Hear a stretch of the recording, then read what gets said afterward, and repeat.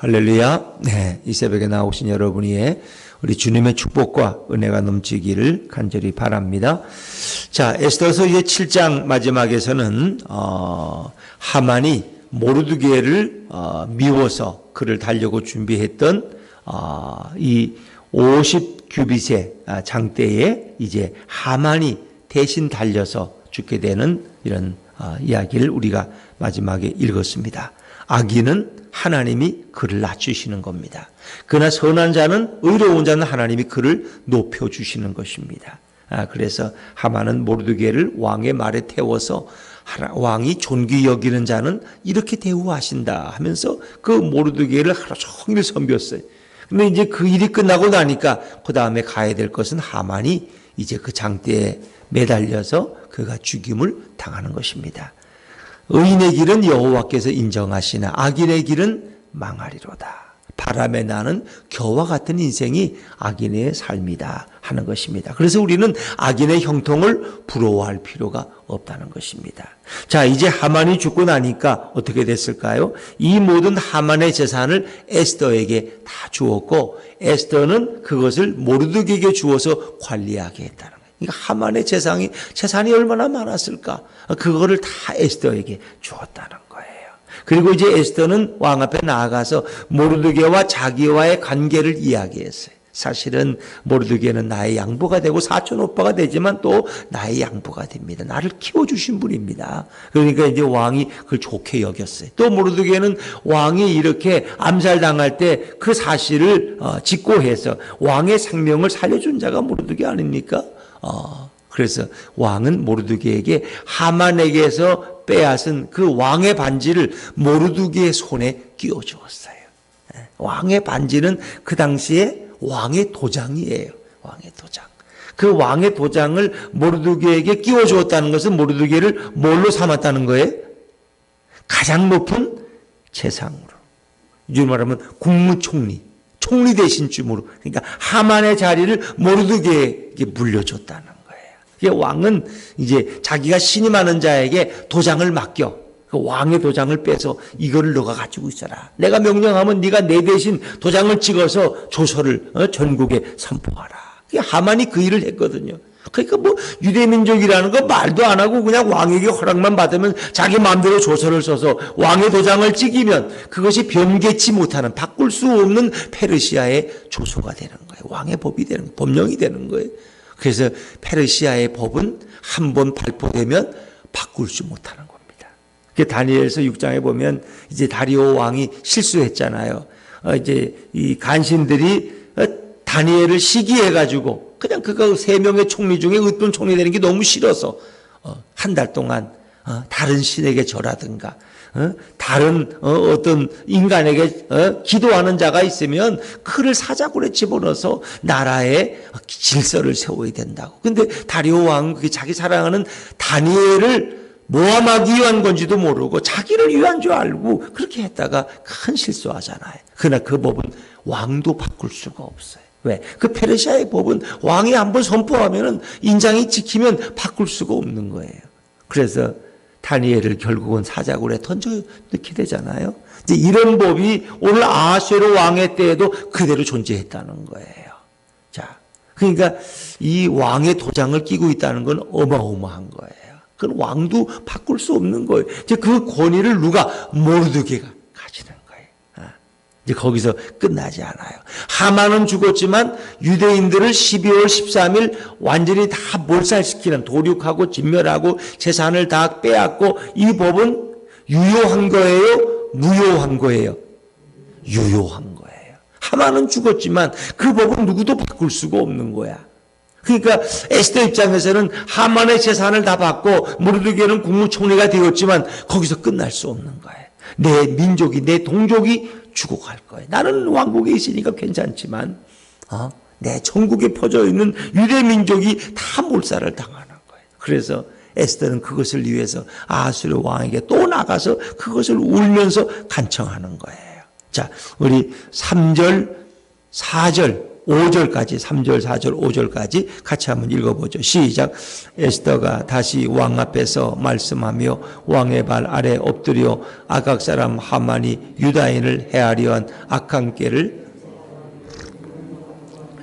왕이 에스더를 향하여 금규를 내미는지라 에스더가 일어나 왕 앞에 서서 이르되 왕이 만일 즐거워하시며 내가 왕의 목전에 은혜를 입었고 또 왕이 이 일을 좋게 여기시며 나를 좋게 보실진대 조서를 내리사 아각 사람 함마나다의 아들 하만이 왕의 각 지방에 있는 유다인을 진멸하려고 꾀하고 쓴 조서를 철회하소서.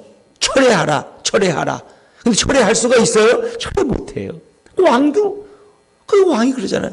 내가 하만을 다 죽였고, 왕의 재산을 다 너에게 주지 않았느냐? 뭐가 더 부족하냐? 그러나 에스더는 내 동족 유대민족이 죽는데 어찌 나만 호의호식하며 왕궁에서 왕비로 살아갈 수 있습니까? 나는 그럴 수 없다는 거예요. 6절에 보니까 제가 읽죠. 내가 어찌 내 민족의 화당함을 참아보며 내 친척의 멸망함을 참아보리이까? 내가 볼 수 없다는 거예요. 그러니까 아하수에로 왕이 이제 이거 어떻게 하면 좋겠어요?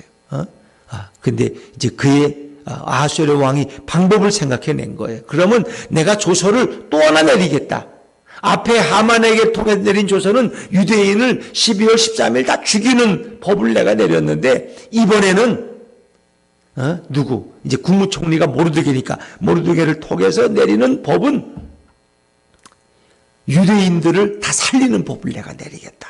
12월 13일. 그래서 유대인들을 죽이려고 하는 악한 대적들을 유대인들이 먼저 그들을 다 죽여라. 그리고 그들의 재산을 뺏어라. 내가 그것까지 허락하겠다. 그러니까 참 이게 말이 안 되긴 안 돼. 어떻게 동시에 두 개의 법이 선포될 수 있어요. 그죠? 한쪽은 유대인을 죽이는 법을 만들고 또 한쪽에는 유대인들을 살리는 법을 만들었어. 야, 참 이거 엉터리야. 그 나라의 왕들이 자기 마음대로 하는 거야. 왕이 그냥 하고. 근데 그 법은 마음대로 못 고치는 거예요. 그러니까 이제 아하수에로 왕이 방법을 생각해낸 것이 그 법을 또 선포하자는 거예요. 자, 우리 7절, 8절입니다. 시작. 아하수에로 왕이 왕후 에스더와 유다인 모르드게에게 이르되 하만이 유다인을 살해하려 함으로 나무에 매달렸고 내가 그 집을 에스더에게 주었으니 너희는 왕의 명의로 유다인에게 조서를 뜻대로 쓰고 왕의 이름을 쓰고 왕의 반지로 인친 조서는 누구든지 철회할 수 없음이니라 하니라. 그러니까 두 가지 법이 동시에 선포되는 거예요. 먼저 이미 선포됐고 유대인을 죽이는 법은 이번엔 유대인을 살리는 법을 선포하는 거예요. 여기에는 유대인의 자위권, 스스로 자기를 지킬 수 있는 권리를 주는 거예요. 누군가 그 마을에서 유대인을 싫어하는 사람들이 있어요. 특별히 유대인. 왜? 그들은 다신론을 섬기지만 유대인들은 유일신, 여호와 하나님만 섬기거든. 그게 늘 미운 거야. 그러니까 보통 동네 사람들이 이신 저신을 섬기면 또 바알신 할 때는 거기 가서 또 같이 떡도 먹고 또 절도 하고 또 아세라상 섬길 때 거기 가서 또 하고 다 누이 좋고 매부 좋고 신을 많이 섬기면 그만큼 좋은 거지. 안 그래? 교회도 가서 예배 드리고 절에도 가서 4월 초파에도 가서 또 헌금도 하고 좋은 거 아니냐 말이야. 근데 유대인은 안 그래. 오직 우리는 한 분이신 여호와 하나님, 창조주 하나님만 섬긴다. 그러니까 늘 미운 털이 바뀌는 거야. 이 기회에 유대인들을 다 죽여버리자. 우리 마을에서 왕의 법도 공포됐는데 이런 사람들이 있다는 거예요. 그들이 힘을 쓰기 전에 유대인들이 모여서 그들을 먼저 제거하는 거예요. 이제 그 법을 두 번째로 또 반포하게 되는 거예요. 근데 그거를 이 법을 이제 써서 반포하는 사람이 누구냐? 모르드게야. 모르드게가 국무총리니까 하만이 했던 일을 모르드게가 신하들에게 명령해서 왕의 이름으로 전국 각지에 127도에 그것이 전파되게 하는 거예요. 이게 참 재미있죠. 자, 우리 9절 10절 말씀, 9절 10절입니다. 시작. 그때 시완월 곧 3월 23일에 왕의 서기관이 소집되고 모르드게가 시키는 대로 조서를 써서 인도로부터 구스까지의 127지방 유다인과 대신과 지방관과 관원에게 전할세. 각 지방의 문자와 각 민족의 언어와 유다의 문자와 언어로 쓰되 아하수에로 왕의 명의를 쓰고 왕의 반지로 인을 치고 그 조서를 역졸들에게 붙여 전하게 하니 그들은 왕궁에서 길러서 왕의 일에 쓰는 준말을 타는 자들이라. 그러니까 페르시아가 다스리는 지역이 워낙 넓으니까 그 준말을 타고 달려가지 않으면 그 명령이 언제 전달될지 몰라요. 그러니까 그 역졸들은 어릴 때부터 이 말을 잘 타는 사람들, 좋은 말을 가지고 그들은 이제 가는 곳마다 말이 지치면 또 역참에 가서 말을 바꿔 타고 또 달려가고, 이렇게 해서 왕이 명령하면 그것이 얼마 후에는 저 예루살렘까지 가고 저 인도까지 가고 구스까지 가는 거예요. 그러니까 그 당시에는 뭐 통신이 없으니까. 그리고 이제 또 재미있는 게 언어로, 각 민족의 언어로, 그렇죠? 각 지방의 문자가 다 달라요. 그들의 언어가 다 다르단 말이에요. 이제 그 언어로 번역을 해서 또 보내야 되는 거예요. 그러니까 참 이 페르시아 제국이 어마어마했던 걸 우리가 느낄 수 있죠. 그런데 그 나라의 왕비가 유대인인 에스더가 되고 그 나라의 국무총리가 바로 모르드게가 되었다는 거예요. 그러니까 참 하나님의 역사라는 건 놀랍지 않습니까? 어떻게 그런 일이 있을 수 있겠어요? 이렇게 해서 전 유대인들이 다 자위권을 발동하고 스스로 보호할 수 있는 길을 하나님이 역사하셔서 만들어 주신 거예요. 자, 그래서 이제 그 내용을 우리가 11절에 한번 읽어볼까요? 11절입니다. 11절 시작. 조서에는 왕이 여러 고을에 있는 유다인에게 허락하여 그들이 함께 모여 스스로 생명을 보호하여 각 지방의 백성 중 세력을 가지고 그들을 치려하는 자들과 그들의 처자를 죽이고 도륙하고 진멸하고 그 재산을 탈취하게 하되, 이제 그걸 허락한 거야. 유대인들은 그날 12월 13일 하루만은 자기들을 대적하는 세력들을 먼저 쳐서 그들을 진멸시킬 수 있는 권한을 왕이 준 거예요. 모르드게가 왕의 반지로 인을 치고 도장을 찍어서 전국에 반포했다는 거죠. 그래서 이것을 우리는 유대인의 자위권이다, 그렇게 말할 수 있습니다. 그러니까 앞에서는 죽이는 법이 반포되고 이 두 번째는 살리는 법이 선포된 거야. 이게 뭐가 비슷하지 않아요, 여러분? 그렇죠? 참 놀라운 일이. 그래서 유대인들을 대적하는 원수들을 유대인들이 먼저 그들을 죽이도록, 그리고 유대인들이 다 생명을 회복하게 하는 거예요. 근데 그것은 그 하루, 12월 13일 하루로 끝나야 돼. 그래서 아달월은 12월을 가리키는 거예요. 아까 이완월은 그것은 3월이에요, 3월. 그러니까 3월 달에 두 번째 법이 선포되니까 이제 한 10개월 정도 여유를 두고 그 법이 또 반포된 거예요. 그래서 이 두 가지 법이 충돌하는 것 같지만 결국 유다인들의 승리로, 하나님의 승리로 끝나게 되는 거죠. 자, 우리 13절, 14절 말씀, 13절, 14절 같이 읽소. 이 시작. 이 조서 초본을 각 지방에 전하고 각 민족에게 반포하고 유다인들에게 준비하였다가 그날의 대적에게 원수를 갚게 한지라. 왕의 어명이 매우 급함에 역졸이 왕의 일에 쓰는 준말을 타고 빨리 나가고 그 조서가 도성수산에도 반포되니라. 그리고 이제 모르드게가 그 모든 일을 다 마치고 이제 왕궁을 나오는데 그 모르드게의 모습이 마치 왕의 모습 같고, 누구의 모습을 보는 것 같아요? 장차 이 땅에 오실 그리스도의 모습을 보는 것 같아요. 그리스도의 모습. 에스더도 그리스도의 그 사역을 예표하지만은 죽으면 죽으리라. 내가 내 동족을 위해서 내가 죽어도 좋다. 내가 우리 유대민족을 살리겠다. 그래서 왕 앞에 나아가잖아요. 근데 모르드게 또한 마찬가지. 그가 이 조서에 도장을 찍고 그를 명령하고 그러고 나오는데 그의 모습이 어마어마해요. 자, 15절 말씀, 15절 시작. 모르드게가 푸르고 흰 조복을 입고 큰 금관을 쓰고 자색하는 배 겉옷을 입고 왕 앞에서 나오니 수산성이 즐거이 부르며 기뻐하고, 모르드게를 환영하면서 수산궁 전체가 그냥, 그러니까 하만이 유대인을 죽이는 법을 선포할 때는 온 수산성이 막 어지러웠어. 그냥 막 수군수군대고 어지럽고 혼란스럽고 그랬는데 유대인을 살리는 법을 선포하고 이제 나오는데 온 수산성이 기쁘게 노래하고 즐거워하며 그 영광과 즐거움과 기쁨과 존귀함이 막 넘쳤다는 거예요. 온 수산성이 기뻐했어. 근데 모르드게의 모습 보세요. 그가 푸른빛이 나는 흰 조복, 이 흰 조복이라는 건 왕이 입는 옷이에요. 왕복. 왕복을 입고 큰 금관을 쓰고, 이 금관은 아무나 못 써. 왕이 쓰는 거야. 그 금관을 쓰고 자색하는 배 겉옷을 입고 왕 앞에서 나오는데, 그 모습이 마치 이 땅에 재림하시는 우리의 구주이신 예수 그리스도의 모습과 같더라. 우리가 요한계시록 19장에 보면은요, 예수님이 백마를 타고 공의를 실현하기 위해서 이 땅에 오시는데, 우리 믿는 믿음의 백성들을 다 데리고 올라가셔서 어디에서? 공중에서 어린 양 혼인잔치를 벌이고 우리를 새 예루살렘과 새 하늘과 새 땅으로 우리를 인도해 가시는 거예요. 근데 그 예수님의 모습이 전사의 모습이야. 백마를 타고.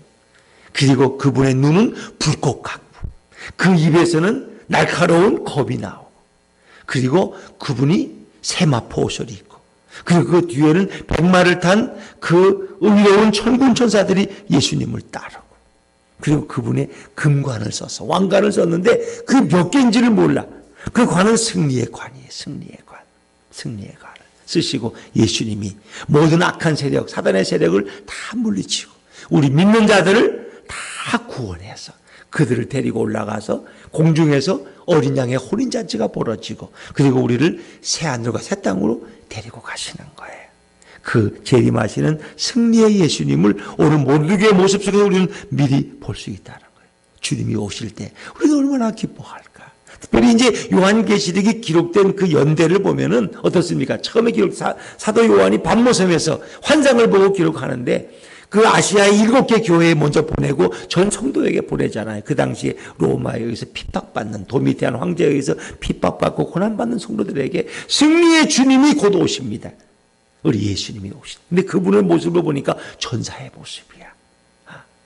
그리고 손에 철장을 드시고,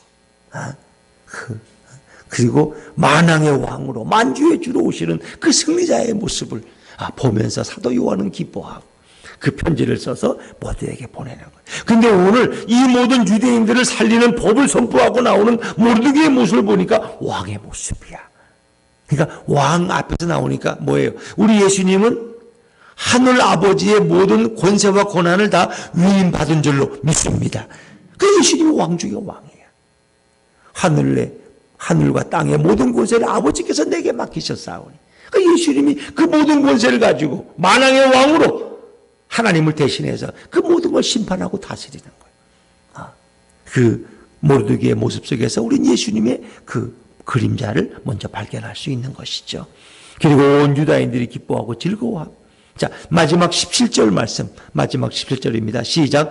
왕의 어명이 이르는 각 지방 각 읍에서 유다인들이 즐기고 기뻐하여 잔치를 베풀고 그날을 명절로 삼으니 본토 백성이 유다인을 두려워하여 유다인 되는 자가 많더라. 유대인은 오늘 보면 성도야, 성도. 지금은 성도들이 얼마나 핍박을 받아요. 코로나 때문에 핍박받고 그냥 기독교인들 미워가지고 막 못 잡아먹어서 막 이런 사람들 너무 많아.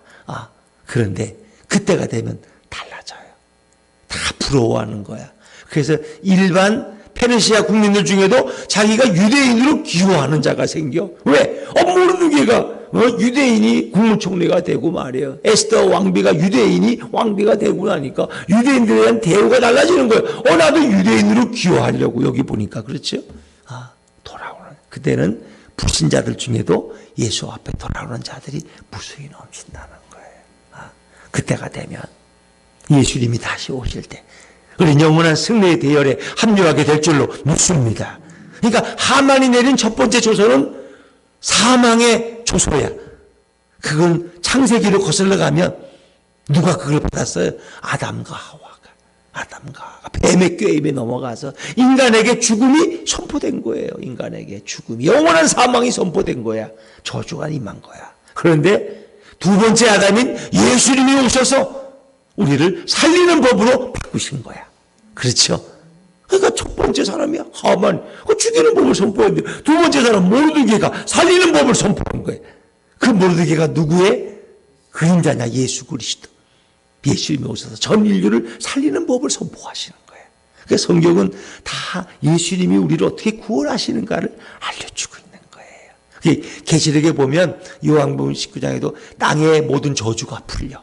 그러니까 아담과 하와가 이렇게 범죄하고 나서 땅이 저주를 받죠. 그리고 거기 엉겅퀴를 냈잖아요. 근데 계시록에 가면 그게 다 회복되는 거야. 성전 위에서부터 그 생명수의 강이 흐르고 그 생명수의 강 양쪽에 생명나무가 뭐 12달마다 매일 달마다 하는 내밀놓고 그 잎사귀는 만국을 치유하고 이런 생명의 역사가 일어나는 모두가 회복되어지는 이런 정말 주님이 우리를 위해 준비하신 그 공의와 평화의 나라가 우리 앞에 이르는데 그거는 처음 하늘과 처음 땅이 아니라 새 하늘과 새 땅, 새 하늘과 새 땅. 이제 계시록을 또 이제 한번 나눌 기회가 또 이번 주일 한번 나누면 또 여러분에게 소개할 수 있겠죠. 그래서 이 간단한 장이지만 예수님이 오셔서 우리에게 영원한 생명과 승리를 주시고 모르드게가 예수님의 하나의 예표된 그림자로서 오늘 이 일을 사역하는 거예요. 이 모든 것은 예수님을 가리키고 있다. 그러니까 오늘 예수님을 모신 사람은 얼마나 행복한 성도냐. 오늘도 그 예수님과 함께 살아가는 그리고 예수님께만 영광 돌리는 우리 믿음의 백성들 다 되시기를 주의 이름으로 축원합니다.